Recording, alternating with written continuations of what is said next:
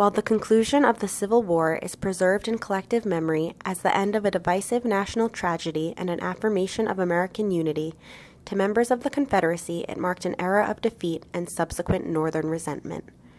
Amy Hasey, in her article, Women's Rhetorical Authority and Collective Memory, The United Daughters of the Confederacy Remember the South, argues that Southerners were humiliated by and unwilling to accept their loss. They thus reverted to commemorating favorable memories and reaffirming Confederate values to glorify their involvement in the war. Ellen Atkinson Mayo, a Southern woman during the Civil War and post-Civil War era, exemplifies Hasey's argument as she embodies the values of true womanhood and the ideology of the Southern lady attributed to her affluent Confederate status in a scrapbook she compiled to preserve her family's Confederate association and involvement in an honorable light.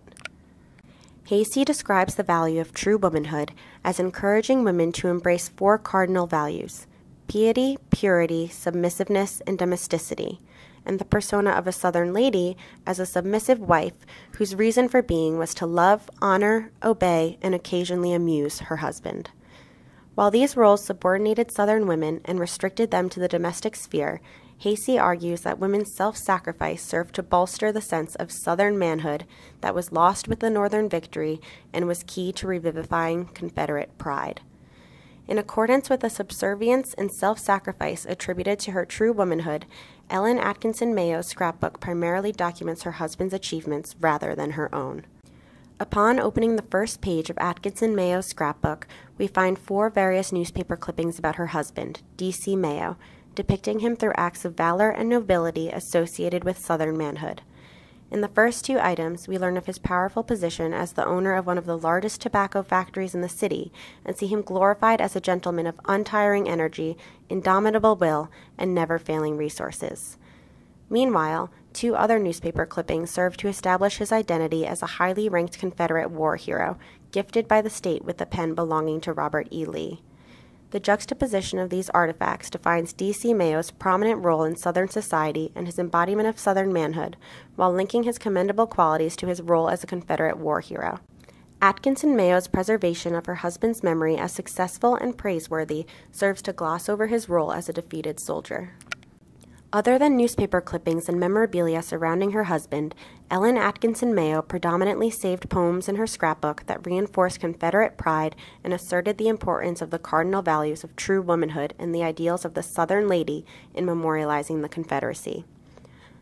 One of the poems Atkinson Mayo displays, both in the beginning and at the end of her scrapbook, is entitled A Confederate Note, which praises the faith and determination of the Confederacy embodied in the soldier's fight to fulfill a patriot's dream. This poem justifies the Confederacy's rationale for fighting in the war and depicts the Northern victory as a catalyst for our nation's downfall. It serves to commemorate the Confederacy and memorialize it as a righteous force in the war of Northern aggression.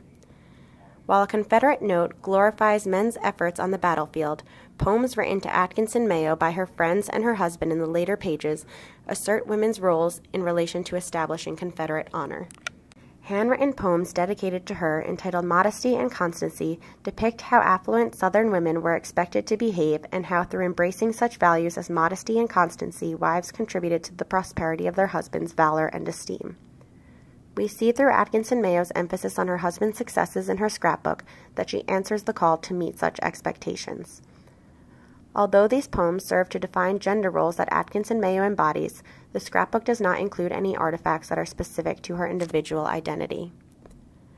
While outside of the cultural context, this omission of any personal artifacts may seem self-deprecating, it is in accordance with Hasey's statement that true women eschew honors and recognition for themselves for the sake of their families and their men. Through Ellen Atkinson Mayo's scrapbook and the artifacts she chooses to display and omit, we are provided with a favorable memory of the Confederacy in the Civil War and gain insight into the Confederate values of true womanhood and the Southern lady that motivate her self-construction.